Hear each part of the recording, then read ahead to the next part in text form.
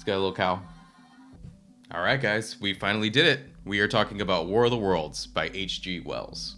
This idea came about from me and the boys talking about doing League of Extraordinary Gentlemen by Alan Moore. So it's going to be a discussion about the graphic novel itself and then the movie, and we're going to have a whole deep dive episode about that.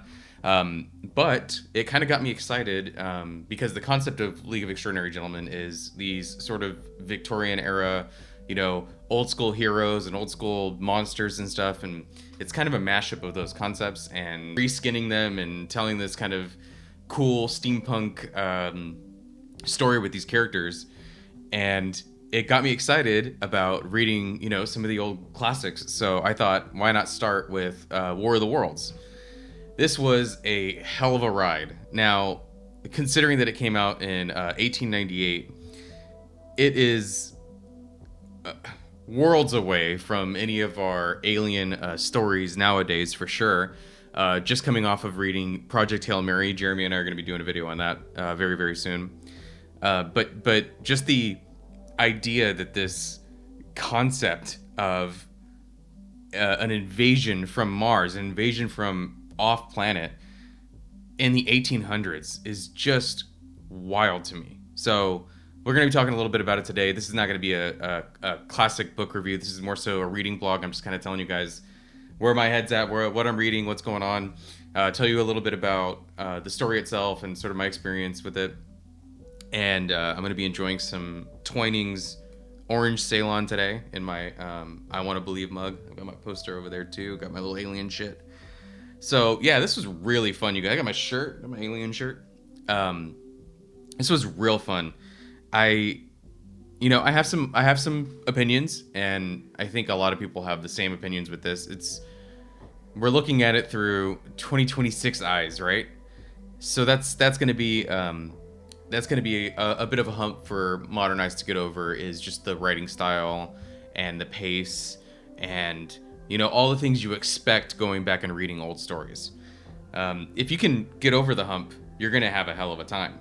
But it's hard to not see some of the ideas here and go, man, it's hard to imagine horse and carriage times and then these really futuristic concepts. I mean, H.G. Wells was way ahead of his time. This is a creative, innovative writer. This story is so influential. I mean, notoriously, Orson Welles, yes, that Orson Welles, did a radio broadcast in 1938.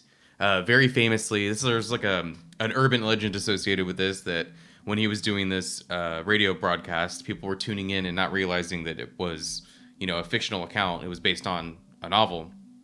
And they said that there was people, jumping off of buildings, being afraid that there was a real alien invasion happening. And from what I've seen, that claim has been pretty overblown, and people back then weren't dumb. They were they were aware that they would do these fictionalized stories and wouldn't have just believed that it was really happening, So that's kind of fun, but that's a notorious aspect of this tale, that kind of hangs in the ether of, talking about this reputation, right? Yeah, and it spawned some movies, a lot of movies, a Tom Cruise movie with Dakota Fanning, and that was pretty cool. Steven Spielberg, that was kind of a cool movie. Whatever, it's not going to change anybody's life. I kind of enjoyed it. It was all right.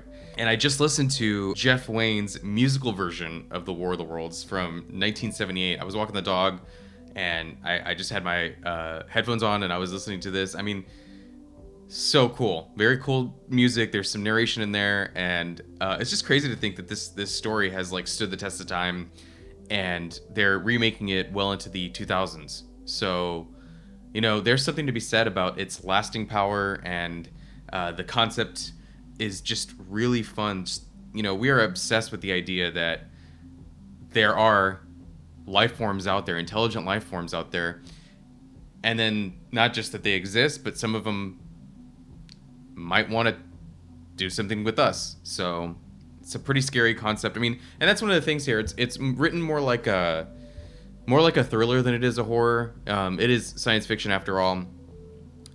We take the perspective of an unnamed narrator, and I thought that was I thought it was a failing on my part that I forgot our narrator's name, but then I realized, oh, it's just because they never mention it. So some of these things I was like, oh man, they could have done something a little bit different with that, because he's our unnamed narrator is in the English countryside, and he's telling the story of how this starts, and then it like jumps perspectives to he's telling the story through his brother's perspective, who's in London, or like right outside of London. So we're getting sort of what's going on in the urban areas and also in the countryside. So that was kind of cool to see that. But our unnamed narrator, I don't know if this is H.G. Wells' style, because I haven't read any of his other books just yet. If he just kind of writes in this cold way, or if it's because our narrator is a scientist that he's kind of telling the story through very, very cold. I almost want to say clinical. It's very concise. It's very clear what's happening, but almost to a fault where it doesn't really amp up any emotions here. You know, this guy drops his wife off at her cousin's place, and that makes sense because what he's trying to do is, it seems like we're just on a sightseeing tour. We're going along this story, and he's just explaining things as they happen. Wells is exploring, you know, how people deal with a very traumatic event. Some people step the fuck up, some people break, and again, we're seeing the countryside versus the urban areas. So I think that's kind of all this was trying to do. And again, modernize. I kind of wanted to like get behind our narrator and be like, hell yeah, man! Like, there's something that he's fighting for, or some reason for me to care what happens to like his family. Aside from the fact that we do want to see him reunited with her, he doesn't really think about it that much in a way where you feel like, you know, this is really fucking with him. So that's fine. Again, it's a sightseeing tour. We're going to see the destruction. We're going to see, you know, how this starts off. And some of these ideas are pretty crazy. Just the idea that like the science isn't going to be right about all this, right? Because it's, you know, in the 1800s, and we've learned so much about how the cosmos works that, you know, you're going to read this and be like, this is like, it reminds you of Dracula when they're talking about doing blood transfusions, and you're like, that wouldn't work because we know about blood types. So there's that kind of hanging over this, where you're like, so they basically took a cannon. The Martians have a cannon. There's like a burst of gas that some astronomers notice on Mars. They use a cannon to basically shoot the Martians out here, and it's just so funny because like that wouldn't really work. So the pod or whatever it is lands. And there's this excitement. What is this? And people start to go out there. They realize, oh my God, it's a creature from another planet. They try to communicate with the Martians, and it isn't working. Eventually, the Martians are hostile. They shoot some of the onlookers with a heat gun, and they continuously use this heat gun, which is pretty wild. Because there's no diplomacy. There's no we're gonna try to talk about what's going on here and figure out, you know, what are you? It's no, this planet's ours now. You know, that's sort of the attitude coming in, and that's pretty frightening. That's pretty crazy. But it starts off kind of innocuous enough. They go over and they're just like, "What is this?" Which makes perfect sense. You know, it is weird to think these like dapper, you know, people dressed up in these suits walking and be like, "Oh my goodness, what's going on here?" That's really funny to think of.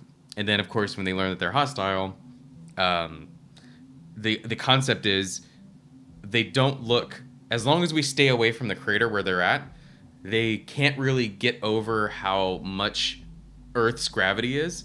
Like it's like crushing them, and they can't really move, so they just aren't seen as a threat. They go, okay, they're hostile, they want to hurt us, or maybe they're scared, we don't really know, but they're killing us, and as long as we stay away from them, we'll be fine. Eventually, they start building some machines, and they turn into these, they get in these big tripod-looking things. I think it's mentioned that they look like milk stools, which is kind of funny. Again, these are like weird anachronisms. You have to get used to like what at the time they would have used to convey what certain things are. So, again, that takes a little bit more work on our part. But what's cool is these Penguin cloth-bound classics. At the very end, it'll explain what certain things are. I had to look up what the curate or a curate. I'm not sure if I'm saying that right. It's basically like a priest assistant. It's such an old word and it's something that you wouldn't really use nowadays. But one of the characters is a curate and runs into them. I was like, what is that? And sort of explains some of the horse and carriage ideas there too, which again, thank you for doing that, Penguin. You guys fucking rock for that, because I didn't have to like get online and like look. You just turn to the back of the book and be like, oh, okay, they were talking about sort of archaic words that they're using and sort of giving you an idea of where everything is taking place and what that means. So kudos to them for setting us up, and I'm excited to read some more cloth-bound classics, because I feel like all the books are gonna have that. So yeah, our narrator runs into an artilleryman and explains that the heat gun like ignites their ammunition, so they're having a real hard time fighting these things, and then get separated when they get attacked. And then he ends up meeting this curate, and they hide in this house, and we see, again, we're seeing the how a religious minded person might react to this, finding out that God didn't just create us, he created these things and they're hostile. Like, did God abandon us? So he's having this thing, and our narrator has a real fucking problem with this guy having this crisis. And there's a part where the Martians are gonna find them. They're buried under this house, or like in the rubble of like half a house or something. And he's starting to act crazy, and our narrator knocks him out. And then the Martians drag his body away, and he has to hide. There's this whole, issue they're having with him not wanting to ration the food. I guess he thinks like, well, we're gonna die anyways. So that, there's that. And then he runs into the artilleryman later, and he like is clearly, losing his marbles a little bit, and he starts having this idea that, okay, we're fucked. I mean, I'm in the military. We are fighters. We can do this. I guess we can't. And then he's like, well, what we'll do is we'll live underground like rats while they're taking over the planet. And we'll formulate a plan underneath. We'll get some women to be teachers, and we'll survive. And he says like rats. And I'm like, human beings are survivors. That might be an idea that we would do, but he learns that this guy, he's got a lot of big ideas, but doesn't have what it takes to make the idea come into a fruition. So he ends up leaving that, and then we get that jump into what's going on with his brother having to get on a river, and he helps people get on a boat and get out of there. So that was kind of a fun scene, a fun aside. And the ending, it's not, I can see people thinking that it's anticlimactic, but I really liked the idea that the atmosphere, the Martians are in a desperate situation here, and that's why you get the idea that that's why they're doing this, because their world is dying and they're coming out here. So maybe they formulated this plan a little fast. They didn't consider that it was going to be microbes that would get them, so it wasn't through our ingenuity, through weapons, or any of our ideas as human beings, which is a turn, because we're used to our heroes coming up with the plan and being like, okay, this is how we're going to defeat these things. But that isn't what happens. It's through their own oversight and bacteria that get the Martians sick and eventually kills them. And then you get this idea that like every time a shooting star goes by, they get a little freaked out, because it's like, we know they're still out there. And that's pretty fucking cool. So yeah, this book is incredible, and it's not big. It was a pretty fast read. I think I read it in a couple of afternoons. And again, getting used to the writing style and how old it is. If you can get over that, read it, man. It's fun, especially if you're into science fiction. You want to see, like, it's one of those things that's so influential that it is fun to see. You get this idea of these old 80s movies and whatever, when you hear a character and they're talking about the Martians, and they're just talking about aliens in general, but that idea that all aliens are Martians is from War of the Worlds. It's it's great, and I'm excited to see because I'm H.G. Wells, Herbert George Wells wrote The Invisible Man and The Island of Dr. Moreau. He wrote other things, and I'm probably going to read The Invisible Man next in our classics kind of journey because, again, A League of Extraordinary Gentlemen, I was like, I want to see what Alan Moore saw in these characters. I want to be transported to a different time, and I want to slow down and think about, because again, it's like the language where we're thinking about older times and just how they told stories back then, and that's fun to do. We can't just read the same things all the time. We can't just watch the same things all the time. We can't just have the same conversations all the time. I think it's healthy to do that. So, going back and reading old stories and just kind of putting yourself in that perspective, I think is important. And I mean, this is just so imaginative, to think that he laid all this out. I just can't imagine what somebody in the 1800s just thinking about, like, where technology was going to lead and what the possibilities were for it. So, yeah, hell of a ride, guys. Check out War of the Worlds for sure. Listen to the album too. It's pretty wacky. It's pretty wacky. There's definitely some things from the book that it takes. It adds some things. The music is really fun. Like I said, I was walking the dog, so I was just kind of fucking vibing with it. And I think I may rewatch the Tom Cruise one. I don't think I'm gonna care for it that much. Did I mention the red weeds? That part was pretty freak. Let me just shout out the red weeds real quick, because there's a part in here where I was like, oh fuck.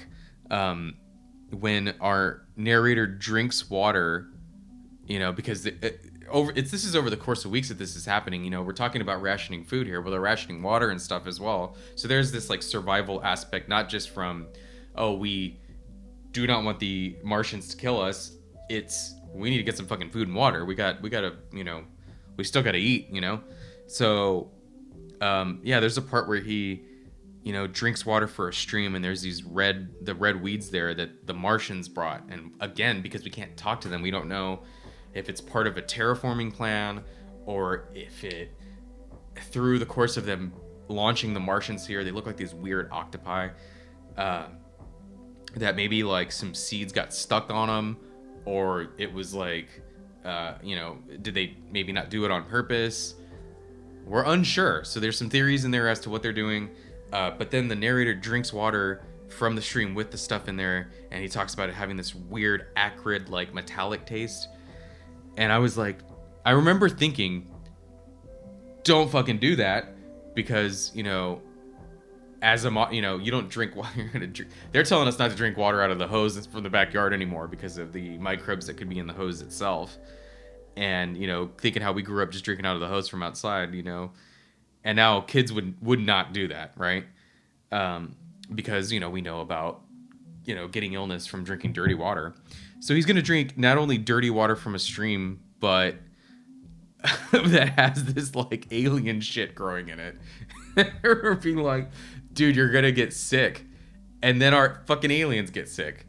So it's just, I just thought that was funny, So yeah, the images in here, I think are going to stick with me. That concept of these things looking like, it's like, it's described as like an octopus, tentacles, and these things walking around like tripods, like milking milk stools.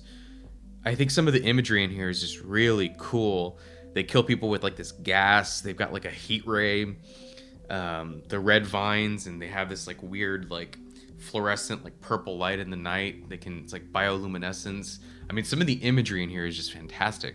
This apocalyptic thing is happening, and that stuff was just really fun. You got to think, lanterns and horse and carriage, and there's no internet, and I don't know. I really enjoyed that. I really liked going to this place.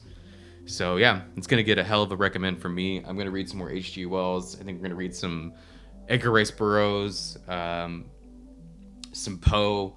I think we have some Jules Verne on the way, maybe 20,000 Leagues Under the Sea, because we got to get our League of Extraordinary Gentlemen. I got to read some of this shit, right? And then we've got Mystic River. I just finished. This is a reading blog, right? I just finished Mystic River.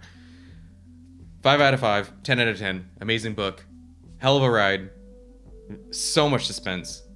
Awesome movie associated with it. So Aryan is waiting on the library to get his copy, and then he and I are going to do a discussion on Mystic River. Brandon may join us as well for that. But man, I cannot wait to talk about this. And I finished, and I'm like, man, I kind of want to do a video on it right now, but I got to wait for my boys. So we'll get to that. In the meantime, I'm going to read some more of these stories. We got Robert Louis Stevenson. We got some Dr. Jekyll and Mr. Hyde. That's where my head's at right now. So I may knock out even more than that. Dorian Gray. I don't know. We're gonna go through these. So yeah. On that note, I think I'm gonna let you guys get out of here. I'm gonna go read some Invisible Man, I think. So, bye guys. Thanks for watching the video. Like and subscribe. We'll see you on the next one.